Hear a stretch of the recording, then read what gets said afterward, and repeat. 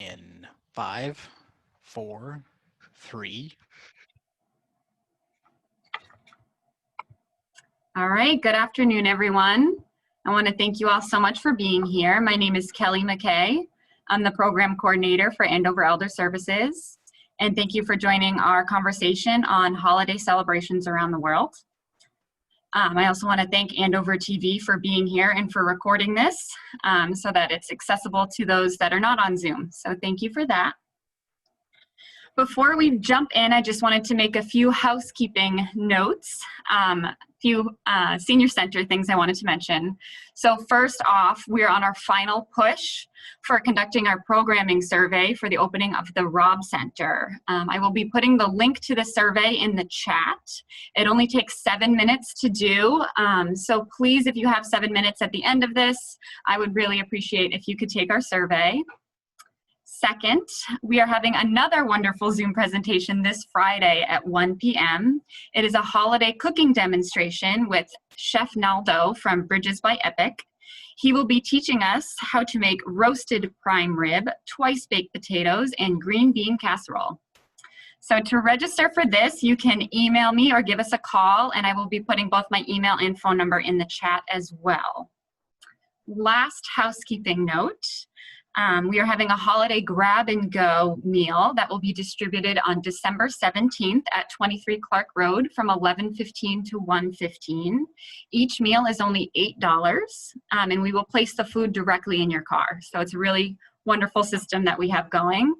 So if you're interested in that, please register by this Friday. You can just give us a call. We take your payment over the phone, and then you can come and pick up a delicious meal. So that's all the housekeeping I have. So now it's time we can begin our program. I recommend, if you are one of our participants on Zoom, that you have your Zoom in speaker view. This is just because we have a lot of speakers, and whoever is talking, you'll see it biggest in the screen. So that's what I recommend you doing, but obviously keep it however you wish. I will be muting all participants, as I've done, but at the end we will open up for questions, and you are welcome to unmute yourself. This program is intended to help us learn about other cultures and religions and to learn about how they celebrate during the holiday season. This discussion may answer important questions like which holiday is actually the most important in your religion and culture? How has consumerism changed the way we all celebrate this season? And what are the appropriate ways to wish different religions and holidays a happy holiday season? So we'll have each panelist, we have 3 panelists, speak for about 10 to 15 minutes. I've given them freedom to talk about whatever they want to talk about. And then we'll open it up for discussion after that. I do want to remind everyone this is on Andover TV, so if you don't want to actually speak, you can just message me in the chat with your question, and I will read that question for you. So without further ado, I would like to welcome our first panelist, Rabbi Goldstein from Temple Emmanuel. Rabbi, thank you for being here. I'll just have you unmute yourself, Rabbi, sorry. Okay, how's that? There I am. That's much better. Okay, and I'm looking at the speaker view here. So I'm going to ask you to spotlight. Yeah. We've become very good. I never even heard of Zoom before last March. And now, with the exception of funerals, we do almost all. Hello. Okay. Are we there? Yeah. Okay. So with the exception of funerals, we do almost everything on Zoom now, which is kind of a strange thing. And as I always say to my congregants, we can't be together physically. We are certainly together spiritually. And so that's a good thing. But obviously for all of us, I think the inability to be with family and friends for these holidays, Thanksgiving was tough. Just finding a small enough turkey for my wife and me was in itself a challenge, and I can imagine so many others, but I'm grateful for the fact that we had a turkey and were able to have food. So many others are living with food insecurity during these difficult months. The Hanukkah story, first let me just say this. Hanukkah does not rise to the importance for Jewish families or for Jews as Christmas is for Christians. Christmas is, I don't want to speak about Christmas, I'm not an authority, but it's certainly, relatively speaking, for Christians, a far more important holiday. For us, the major holidays are obviously Rosh Hashanah and Yom Kippur that fall in the autumn season, and Passover, which comes in the spring. Hanukkah is one of those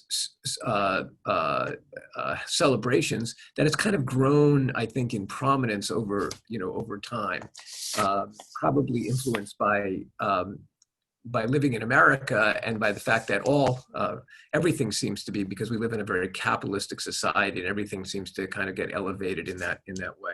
But this is the Hanukkah story. So back in 160, probably 168 BC, or as we in the Jewish community call BCE, before the Common Era. I know Christians refer to as before Christ, but in 168, the Alexander the Great was leader, and he had one of his generals, Antiochus IV, decided that they wanted to Hellenize as much of the world as they possibly could.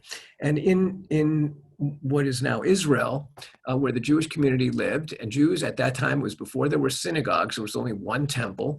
It's in Hebrew called the Beit HaMikdash. There was one temple, and Jews would come, and that's where they would bring their sacrifices, and that's how they worshiped God in those days. But the Hellenization was a very kind of enticing way of life, philosophy, gymnasia, and frankly, there were some Jews actually that wanted to be Hellenized, but the majority did not. And what happened was Antiochus IV took over the temple. He basically sacked the temple and wanted to force all the Jews to worship in the Greco-Syrian way. And there was a man by the name of Mattathias who had a son, Judah Maccabee. There were 5 sons, and they started a revolt. And it was basically guerrilla warfare. The Greco-Syrian army was much mightier, but they fought with great spirit. They hid in the hills and would come down, and they would attack the Greek army. And eventually, after 3 years, and 165, remember, we're counting backwards because it's BC. After 3 years, they were able to defeat the Greco-Syrians, push them out of Jerusalem. They retook the temple. And as the story goes, they went into the temple. It had been defiled. The eternal light, which many churches, certainly all synagogues, have that light that is in the front on the altar. The light which was burning, the fuel that they used was this consecrated olive oil. It had been doused. It wasn't burning. The temple was really filthy. Supposedly there were pigs running in and out and whatever. So as the myth goes, and this is probably the sacred myth, as the myth goes, they wanted to begin to worship once they cleaned up the temple. They needed to light the Ner Tamid, is called in Hebrew the eternal light. They only found enough oil that was going to last a day. It was going to take like 8 days to find enough new oil, but miraculously the oil lasted for 8 days, and that's why we celebrate Hanukkah.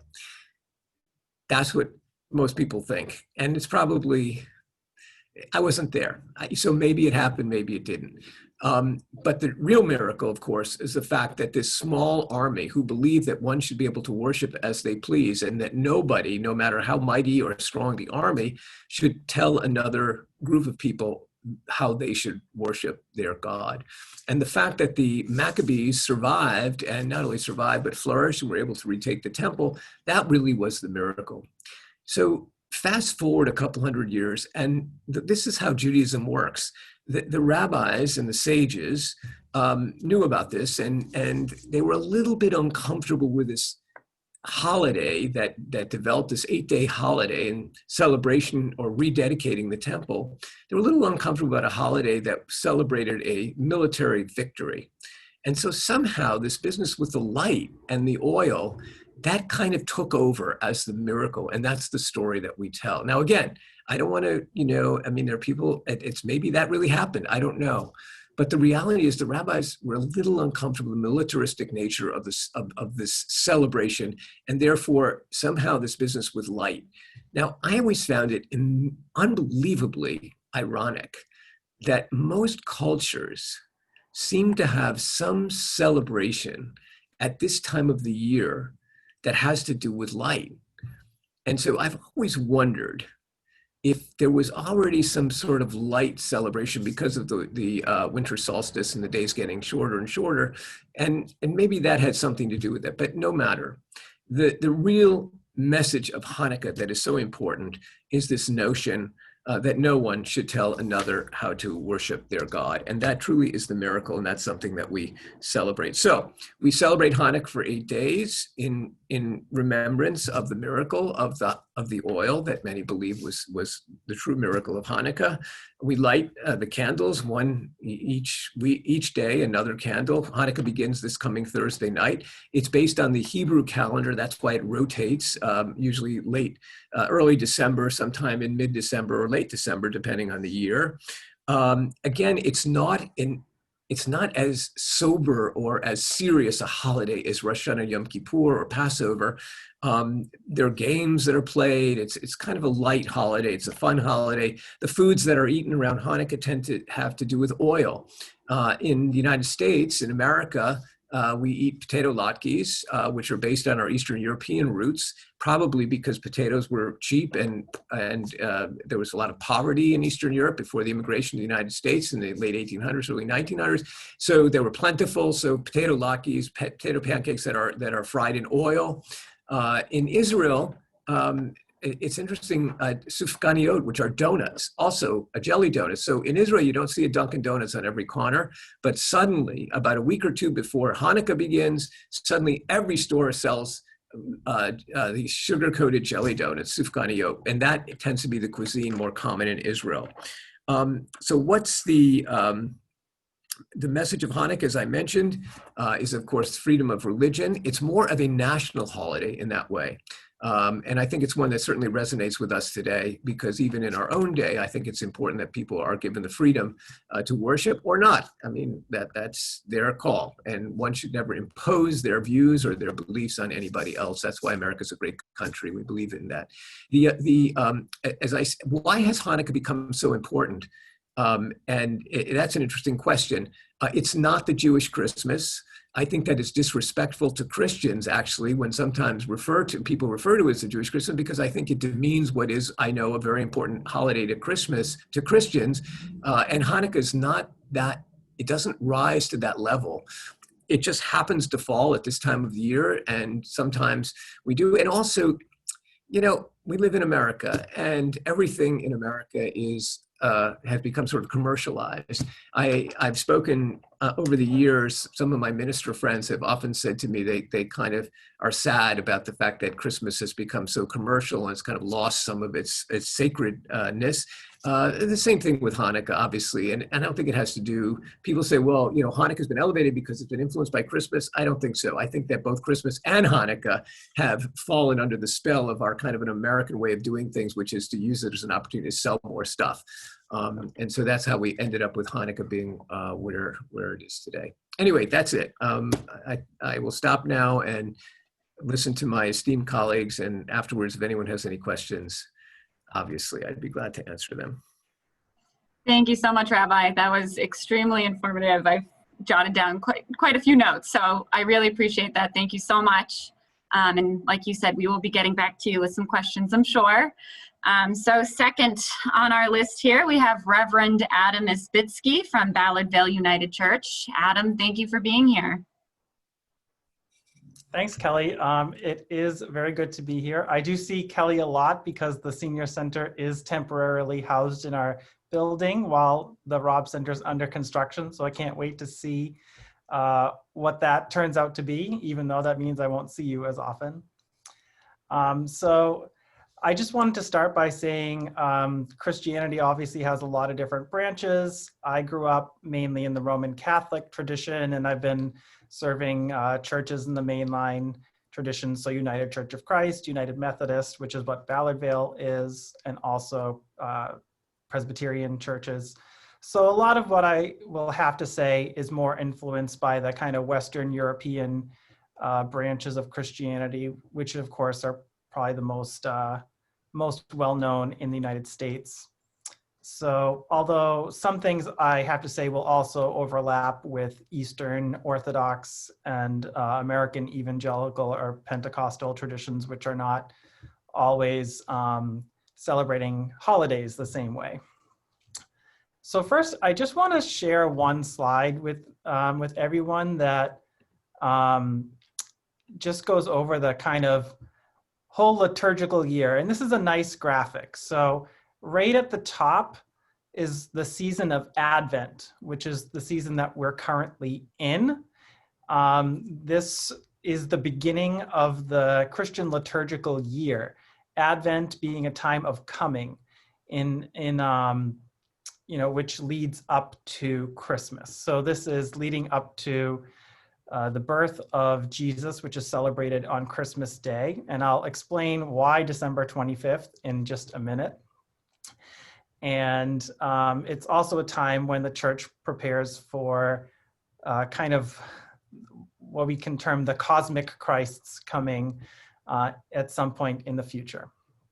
So then you get into Christmas, the day of Epiphany, and we're going to talk a lot about Epiphany. And then the season after Epiphany, which ends with Transfiguration. Then you have the season of Lent, which is 40 days, not including Sundays, leading up to Easter. Easter, the week before Easter is called Holy Week. That it really is the most holy week in the Christian calendar. The major days in that week being Passion Sunday or Palm Sunday, Maundy Thursday or Holy Thursday, Good Friday. But every day in that week actually has a certain designation that's more prominent in different Christian traditions. Leading up to Easter Sunday, which is a season of 50 days that culminates on Pentecost. And then the Sunday after Pentecost, Trinity Sunday, leads up to what's called ordinary time. Not because it's normal, but it's because the weeks are numbered. They go by ordinal numbers. So you have the first week after Pentecost, the second week after Pentecost, the third week after Pentecost. And this calendar that I found also includes what's kind of relatively new in the last 10 or 20 years. A lot of churches are celebrating a season of creation around kind of the early fall time.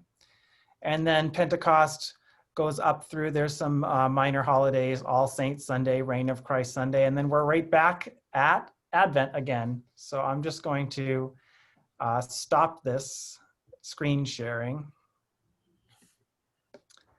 And you can find many different versions of that calendar, but that I think is a pretty good one that incorporates most Christian traditions.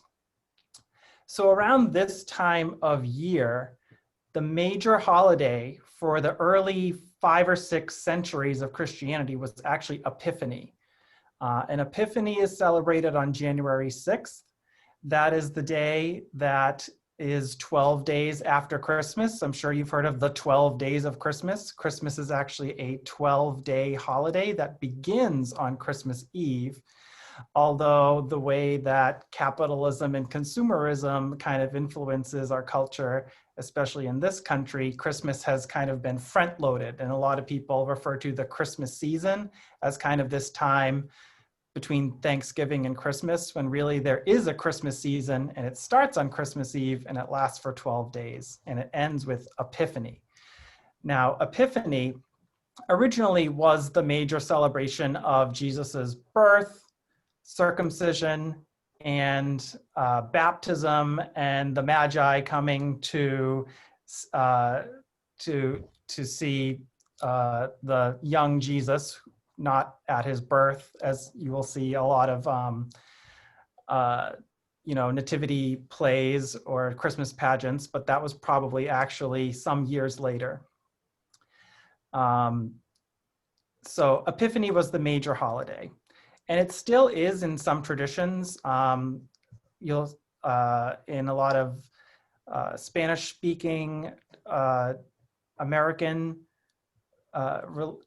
versions of Christianity, you'll have Dia de los Reyes Magos, which is a much bigger celebration than Christmas, or Little Christmas for different traditions as well. And that tends to be a gift-giving holiday, because that is a day when, according to the Gospel of Matthew, the Magi gave gifts to the young Jesus in recognition of various things, which again, like Rabbi Goldstein says, I wasn't there. But so anyway, around the 5th or 6th century, these holidays got broken up into different observations. So we ended up with Christmas Day on December 25th. Why December 25th? Jesus probably was not born on December 25th. Maybe he was. But there was this idea that the date of your death also corresponded with the date of your conception.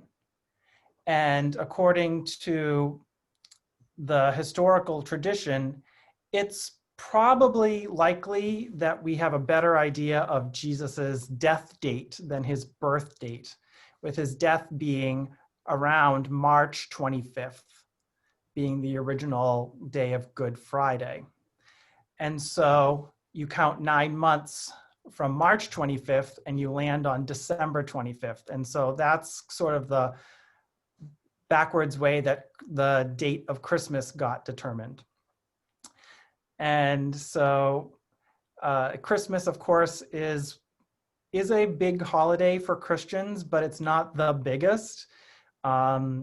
Definitely the Holy Week leading up to Easter overshadows this. Of course, our culture tends to prefer Christmas because, giving gifts for Good Friday is not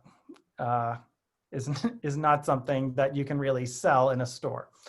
So I want to make sure I get everything in that I wanted to say. I think that's really about it. This month of December, Black Friday, for example, is really a commercial holiday when companies that had been running in the red at a loss start to get in the black. And so December, being the last month of most companies' fiscal years, tends to be a big commercial push. And so Christmas being so close to the end of the calendar year is a good way to sell things. It does kind of dilute the holiday, but because America, our country anyway, is, most people identify as Christian, or at least it's so prominent in our milieu that, most people understand what Christmas is, even if it's kind of different from the first 16 centuries or 17 centuries of observation. I'll end with this. The Puritans in our area, the folks who sailed over from England and formed what became the Massachusetts Bay Colony, forbade any celebration of Christmas. It was not something that you were even allowed to celebrate. They were very solemn people. And it's funny because actually the church I serve right now comes from down through the lines, through the centuries from the Puritans, but so much has changed over the years. So I'm glad we get to celebrate Christmas, and it is a different celebration, every few hundred years it looks different. Thank you so much, Adam. I really enjoyed that infographic you shared. I think that was really helpful. I'd appreciate if you send it over to me, actually. Sure, yeah. Thank you. So last but not least, we have Mr. Venkat Pula. He's a Hinduism expert. He has been teaching the Hindu scriptures in Andover and in the seacoast of New Hampshire for the past 10 years. So thank you so much for being here, Mr. Pula. Take it away. Thank you, everyone. Good afternoon, everyone. My name is Venkat. Thanks for inviting me here and giving an opportunity to talk about Hinduism.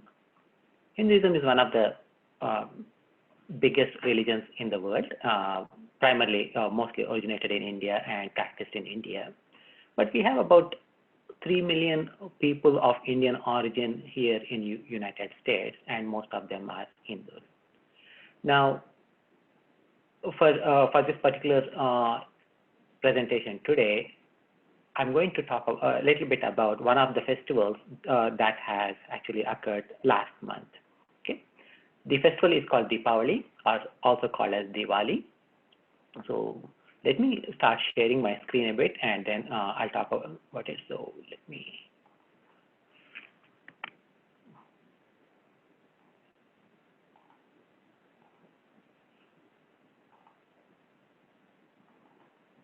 Okay. So Deepavali or Diwali, it literally means string of lights. Okay. So what are strings of lights, and why do we celebrate? So I'm going to narrate this story 2 times. Okay. So first time I'll tell you the story as it is, and then we'll go through what it really means. Okay. Now Hindus, just like the Jews, we follow the lunar calendar. Because we follow lunar calendar, the date of the festival changes, and in this particular case, this particular festival is celebrated on New Moon Day in fall. So sometimes it comes either in October, or sometimes it is in November. Okay, and from a traditional celebrations perspective, there will be a lot of firecrackers in homes, and as well as communal firecrackers that are celebrated, that are used throughout the cities, etc. All of that is done. So let us understand a little bit about what is the story behind the festival. Okay. So from a story perspective,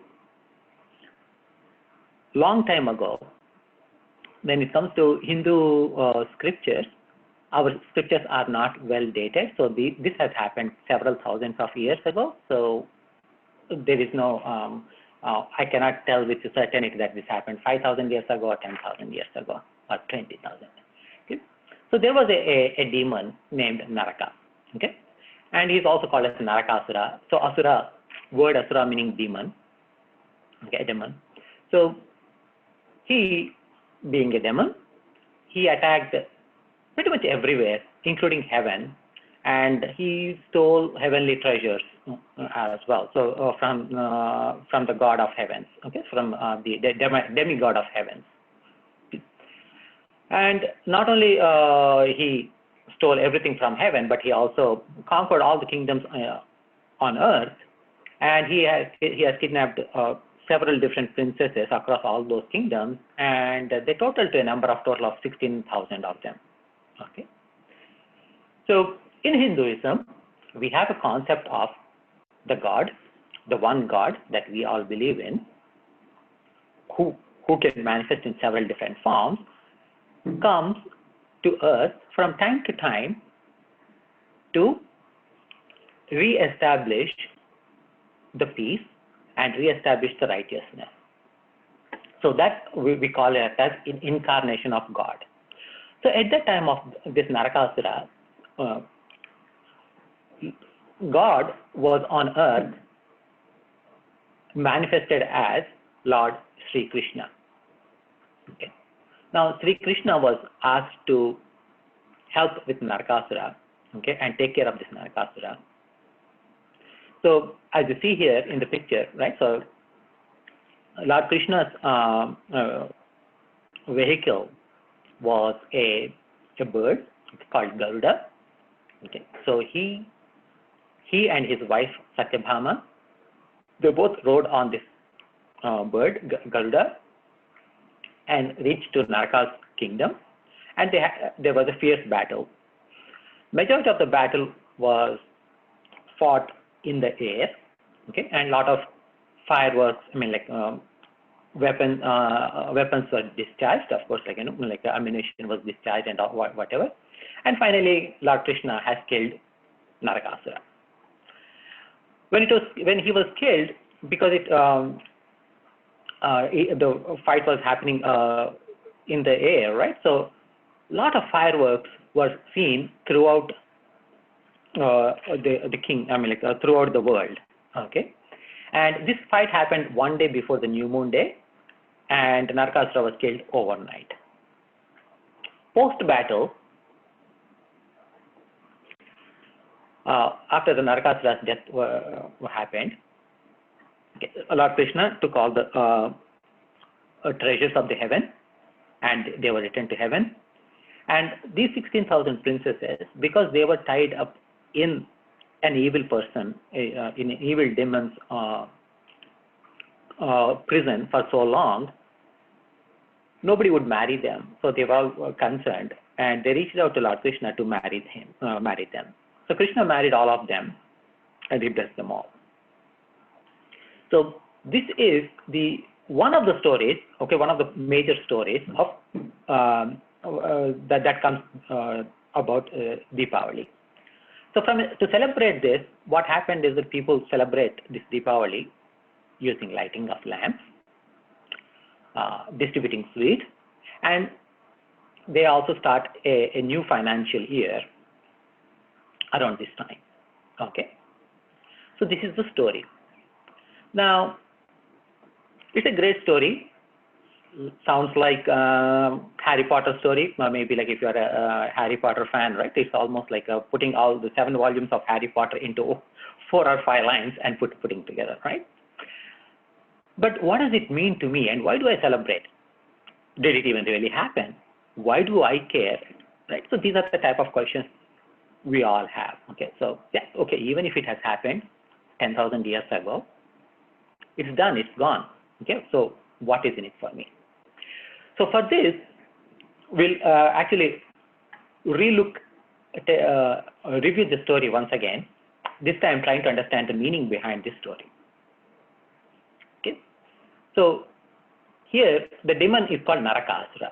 Naraka, the literal translation of Naraka is hell. Okay, and Asura is darkness or ignorance. Ignorance of what? It is ignorance of my own nature, that I who have been created by God, imbibe all the qualities of God, and I am close to God. This knowledge, when it is not there, that is ignorance, then I feel that I am separate, I am an individual entity who has no relationship, okay, with the rest of the world.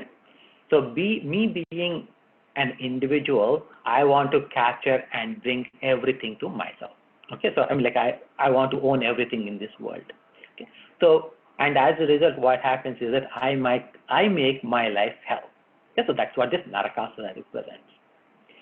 Now, he attacked the heaven and stole heavenly treasures. Okay, so what it means is that, again, even in some Western religions also, you hear something along the lines of the kingdom of heaven is right within someone's heart, okay, within a person's heart. So what we are saying is that when Naraka attacked the heaven, so that means that all the good qualities which are my treasures, so that means that righteousness, that means it is forgiveness, so that means love, that means compassion, all of these qualities are taken away, okay, and those are looted away. And this this Naraka, he also kidnapped 16,000 princesses. Okay, so what does 16,000 princesses mean?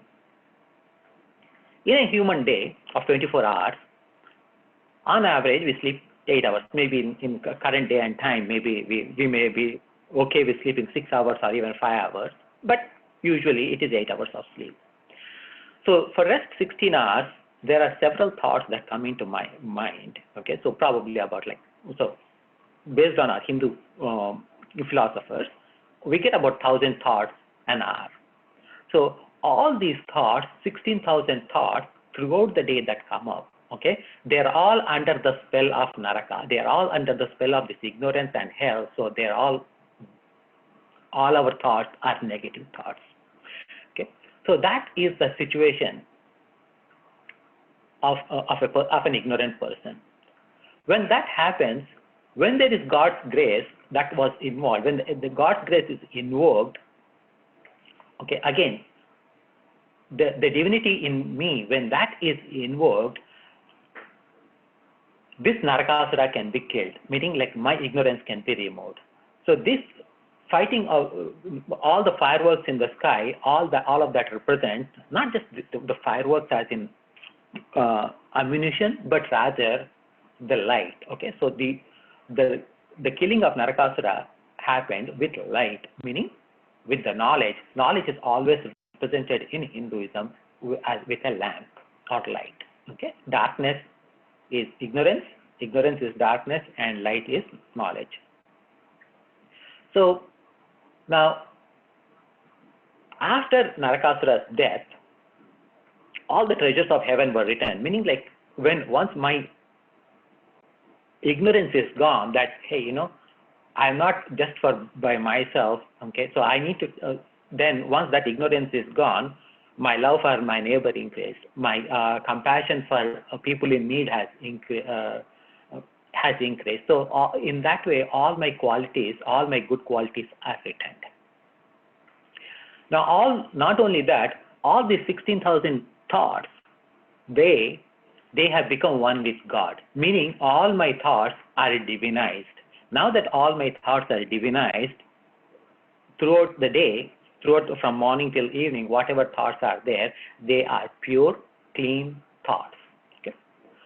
Now, so this idea, how do we celebrate, is lighting of lamps. Now, one of the interesting things about lighting of lamps is that how many matchsticks do we need to light hundreds of lamps? Just one matchstick is enough, because once that light of lamp is lit, that lamp can be used to light multiple other lamps, and that process can go on and on. So having these lights in rows of lights, what it means is that this knowledge of who I am, what is my real nature, and how I should behave in this world, in my environment, that is going to help. I mean, like, once that knowledge is given, that knowledge is not like individualized knowledge for somebody here or someone there. Rather, it is a mass enlightenment that should happen throughout the society for the betterment of the society. Okay. And distribution of sweets is again, sweets again represent happiness. Okay, so when I am happy and I am sharing my happiness with you, okay, so sharing of sweets represents sharing of my happiness with you, so that we are all happy. Okay, so that is how we distribute sweets. Now there is another part, which is starting of new financial year. This is a little bit, what is starting of new financial year to do with this one? When you start, anything that I do in this world is a transaction with the world. Okay, so either I'm transacting with the world, maybe for monetary purposes or non-monetary purposes. Okay, so sometimes it could be I may do something for my neighbor with the expectation that he helps me later on. Okay, so even that expectation is also a transaction. Only when I do something with pure love, without expecting anything in return, that is a service or love. Okay, so but for all the transactions though, okay, so whether it is monetary or non-monetary, if my transactions are based upon the thought that I am an individual, I need to gain at the expense of others, okay, so if that kind of a thought is there, under the new light of knowledge that I received today on Diwali, I will start my books fresh, okay, get rid of all my losses, get rid of all my profits, whatever I thought, okay, is immaterial. Starting today, all my transactions with the world are going to be my newfound knowledge that I am part of this society. This entire society is nothing but the God alone, okay. So whoever I'm going to work with, whoever I'm going to transact with, it is as if I am transacting with God. Okay, so with that kind of a divine attitude, I start working. Okay, so this is, in a sense, the purpose of Diwali. Again, as Rabbi said before, and Adam said before, right? When it comes to how it is celebrated today, okay, so it is more about sweets, it is more about having fun, it is more about how many people, how many firecrackers can I shoot, as opposed to focusing on philosophical aspect of the religion. So that is something that is challenged in every religion across all religions. I guess that's what I learned today. Okay. So yeah, I want to stop here and transition to Q&A. Thank you so much, Mr. Pula. That was wonderful. So what I'm going to do is, as I mentioned in the beginning, I was going to add some things to the chat. So I'm going to do that.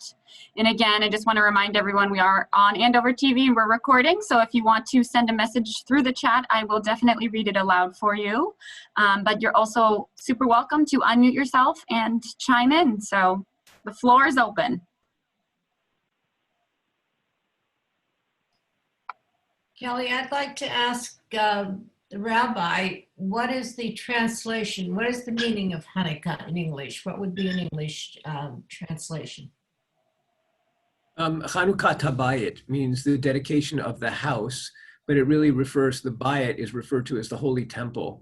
And when the oil, according to the legend of the oil, when the Ner Tamid, the eternal light was rekindled, they rededicated the temple and they began to offer sacrifices again, which was the way of worship at that time until 70 of the Common Era, when the temple was ultimately routed by the Romans and the diaspora, of course, and the temple was destroyed. So Hanukkah literally means dedication. And when I was a child growing up, I still can remember my Hebrew school teacher teaching us that it wasn't just the dedication of the temple, but it's a dedication of this remnant that survived to continue to live by the Jewish teachings. And I think that's pretty miraculous. When you think about our history and Jewish history over the years, when we have suffered pogroms, the Spanish Inquisition, where we had, two options. One was to either convert or die. And then, of course, more recently, some of the anti-Semitism of Europe during the World War II and other times, that we survived. We're still here, which is pretty miraculous when you think about it. So it's this dedication to our traditions, however they're manifest. We have very Orthodox Jews, as the minister said, about Christians. There are many variations within the Jewish community, just as there are within among Christians as well. So anyway, dedication. A long answer to a short question, which is what rabbis tend to do. Oh, that was wonderful. Thank you. Jane, go ahead. Hi, this has been fabulous, Kelly. Thank you. And thank you to the speakers. I have a question for Adam. I see that you have a an Advent wreath behind you. What is the symbolism of that in Christianity?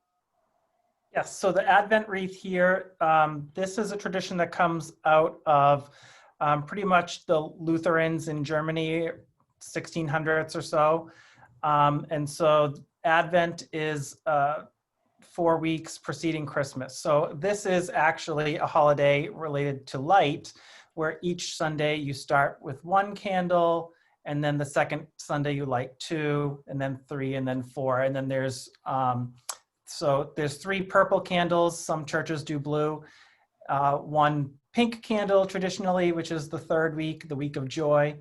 And then there's 1 candle in the middle, which is lit on Christmas Eve. So it's also parallels so many other traditions, just like Rabbi Goldstein said, around this time of year of increasing light in a time of diminishing light.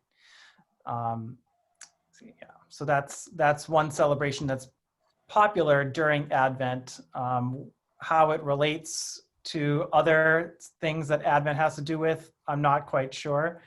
But the wreath itself is more about increasing light, preparing for the light of Christ. Typically in Advent, there are words associated with each week, but it's common, but it's not really a part of it. So a lot of churches will, for example, celebrate hope on the first week, then peace, then joy, and then love. Highlighting those different words for each week, but it's kind of a separate thing that got tacked on, but it's commonly part of Advent celebration. Okay, great, thank you. For Mr. Pula, I have a question from the audience. Does the Hindu religion have regular religious services and gatherings? Yes, we do. We actually have a Chinmaya mission right within Andover on 1 Union Street. So we do have regular gatherings every Tuesday night, every Saturday, every Sunday. Basically, we are open pretty much 7 days a week, both morning and evening. Due to COVID right now, there are restrictions in terms of in-person gathering, but yes, we do have. Thank you. Anything else at this time anyone wants to ask or add in, Rabbi? I'd like to share a Christmas Hanukkah story with you. A real story that really happened. My wife is now retired, but she was for 27 years a first grade teacher at South School in Andover. And she had a student who, one of her first graders was in the Christmas pageant at Christ Church. And that particular year, oftentimes we're away during Christmas week. It's kind of a nice, easy week for us because, you know, it's Christmas and there's no major celebration in the synagogue. But we happened to be around that Christmas Eve, and this child was in the Christmas pageant at Christ Church. And she asked my wife, would you come and see me in this pageant? She was all excited. She's a first grader.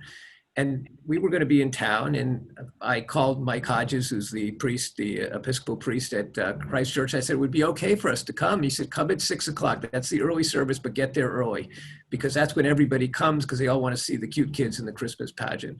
So this was about 3 or 4 years ago. I remember it was a very balmy, warm Christmas Eve, and we walked over, went to church, sat down, came early, sat down in the pew, and we're sitting there, and all of a sudden, this woman comes and taps on my wife's shoulder and says, you're here, you're here. And she said, well, your daughter was the mother of this child. And she said, you know, when my daughter came home from school, she said that she invited Mrs. Goldstein to come to her Christmas pageant. And I explained to her that Mrs. Goldstein doesn't come to church. She probably won't come. You might have misunderstood. And she said, no, Mom, no. She said she was going to come. I know she'll be there.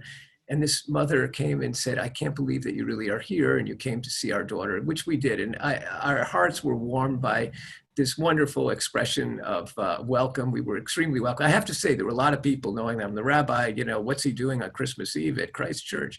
But we were, of course, warmly welcomed. And I think it's a reflection of our community. And this program that you've put together, Kelly, I think very much is a reflection of that great respect for people of many different traditions. We're an extremely diverse community. We've lived here now over 30 years, and I've watched how we have changed and evolved. And I think that's really a true blessing that we're able to do what we're doing and that all of us are welcome in each other's churches or temples as long as we come in peace, which I know we do. So thank you. Thank you for that story. I think it's such an important message. You know, now more than ever, we all are at our core, we're all people and we can all get along no matter what our backgrounds are. So thank you for that, Rabbi. That was a perfect story to kind of finalize and wrap things up. Unless anyone has anything else they'd like to add as well. I have a question for all of the speakers. I was wondering if you all feel like you all in a way believe in the same God, or if there are 3 different gods for each religion. I was kind of curious on everyone's opinion on that. That's a fantastic question. Who wants to take that one on first? I can probably answer from my perspective. We do believe in one God. No matter whether we call that God as God or Father of Jesus Christ or Lord Krishna, it really doesn't matter. Okay, so there is one God. I don't think, like, you know, when we go, there is a different Christian heaven, there's a different Jewish heaven, different Islamic heaven, and different Hindu heaven. There's one God, one place. It is just the practices that we have, the stories we have, are our own miracles based upon the land that we came from. But God, who has created the entire earth, is loving for he or she or it has same love for the entire humanity.